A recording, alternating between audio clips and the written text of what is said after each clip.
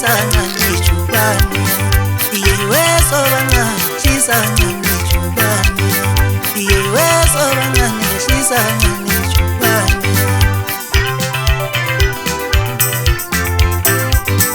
iyewe sobangane shisana nijubane iyewe sobangane shisana nijubane iyewe sobangane shisana nijubane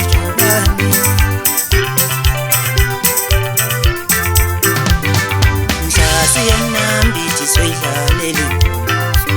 Mawubona usuhamba nomtethi wamafikela mbuso Mhla siyenambithi soyidlalele Mawubona usuhamba nomtethi wamafikela mbuso Ubewubhaqile Ubewubhaqile nosho wamafikela mbuso Ubewubhaqile